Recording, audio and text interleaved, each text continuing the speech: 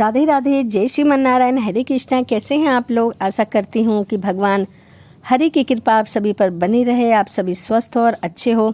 इसी के साथ आज हम सुनेंगे कि पुत्रदा एकादशी कब है और इसकी कथा क्या है।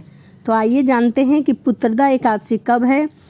21 जनवरी 2024 को पुत्रदा एकादशी है और 22 जनवरी 2024 को द्वादशी है, जिस दिन हमें पारण करना है। तो 21 को व्रत रखना है और 22 यानी कि द्वादशी के दिन हमें पारण करना है, जिस दिन रामलला की प्राण प्रतिष्ठा है। तो चलिए अब हम जानते हैं पुत्रदा एकादशी व्रत की कथा क्या है और इसे क्यों किया जाता है। भक्त वत्सल भगवान श्री कृष्ण बोले, हे राजन, इस एकादशी का नाम पुत्रदा एकादशी है, जिसमें श्री नारायण भगवान की पूजा की जाती है। इस चर और अचर संसार में पुत्रदा एकादशी के व्रत के समान दूसरा कोई भी व्रत नहीं है। इसके पुण्य से मनुष्य तपस्वी, विद्वान और लक्ष्मीवान होता है। इसकी मैं एक कथा सुनाता हूँ, जिसे तुम ध्यान पूर्वक सुनो। भद्रावती नाम नगरी में सुकेतुमान नाम का एक राजा राज्य किया करता था।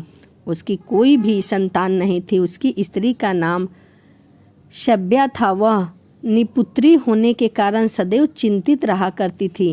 राजा के पितर भी रो रो कर पिंड लिया करते थे और सोचा करते थे कि इसके बाद हमको कौन पिंड दान देगा। राजा का कोई भाई भी नहीं था।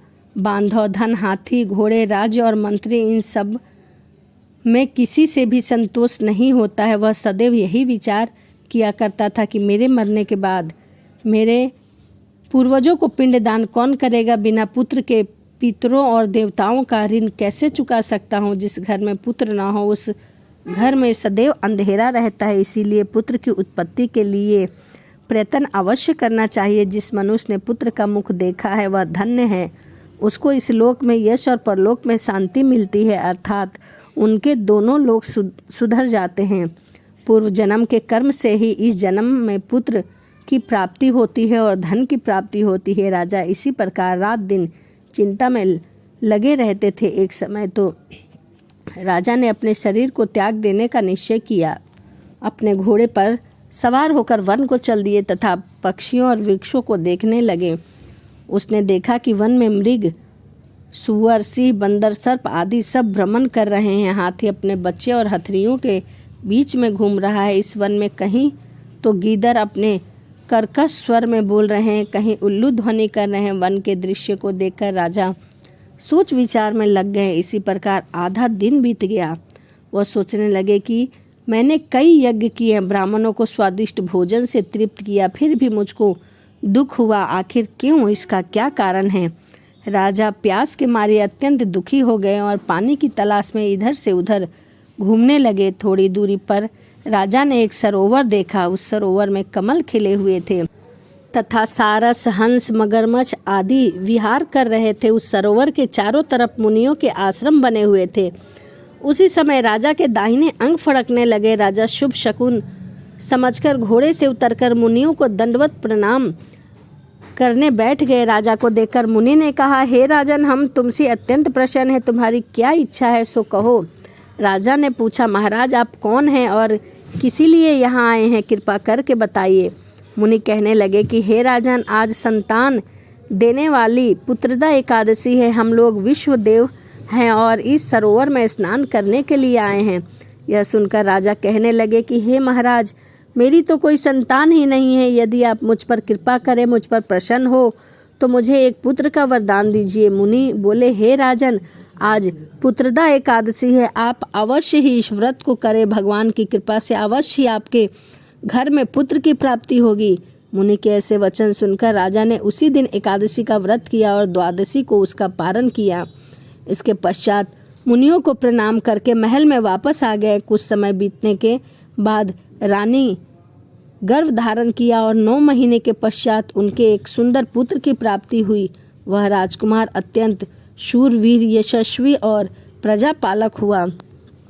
श्री कृष्ण बोले, हे राजन, पुत्र की प्राप्ति के लिए पुत्रदा एकादशी का व्रत करना चाहिए। जो मनुष्य इस महात्म को पढ़ता है, दूसरों को सुनाता है, उसे अंत में स्वर्ग की प्राप्ति होती है। तो यह पुत्रदा एकादशी के व्रत की कथा थी। आइए अब हम पुत्रदा एकादशी की पूजा की विधि जान लेते हैं। एकादशी के व्रत और पूजा के लिए हमें दशमी के दिन से ही नियमों का पालन करना चाहिए। दशमी के दिन से ही हमें तामसी भोजन का त्याग कर देना चाहिए। प्याज, लहसुन, मांस, मदिरा का सेवन हमें नहीं करना चाहिए। एकादशी को प्रातःकाल सुबह जल्दी जागकर स्नान आदि करके और भगवान विष्णु की पूजा अर्चना करना चाहिए। उन्हें पीला भोग, पीला वस्त्र, पीला अक्षत, पीला चंदन समर्पित करके, पीला पुष्प समर्पित करके उनकी आरती करनी चाहिए। यदि आपके घर में लड्डू गोपाल है तो उन्हें पंचामृत से स्नान कराकर और उनकी भी सेवा करना चाहिए। उस दिन एकादशी के दिन हमें रात्रि में कीर्तन करना चाहिए तथा भगवान के नाम का सुमिरन करना चाहिए। मंदिर में भगवान विष्णु जी की मूर्ति अवश्य होनी चाहिए और प्रातःकाल जब स्नान करके आप पूजा के लिए आते हैं तो आप संकल्प लीजिए कि हे प्रभु, आज मैंने एकादशी व्रत के नियम का पालन किया है, करने के लिए व्रत रखा है। कृपया आप इस व्रत को पूर्ण करिए और हाथ में अक्षत लेके ये संकल्प लीजिए और वह अक्षत अपने मंदिर में आप समर्पित कर दीजिए। तो इस प्रकार से आप भगवान विष्णु की पूजा कर सकते हैं और साथ में भगवान विष्णु के साथ में माता लक्ष्मी का भी पूजा करिए, जिससे माता लक्ष्मी प्रसन्न हो और आपके घर में धन की वर्षा हो। तो चलिए इसी के साथ वीडियो समाप्त करते हैं और मिलते हैं अगली वीडियो में। यदि आपको वीडियो अच्छी लगी हो तो एक लाइक ज़रूर करिएगा। तो चलिए मिलते हैं अगली वीडियो में। राधे राधे, जय श्रीमन नारायण, हरे कृष्णा।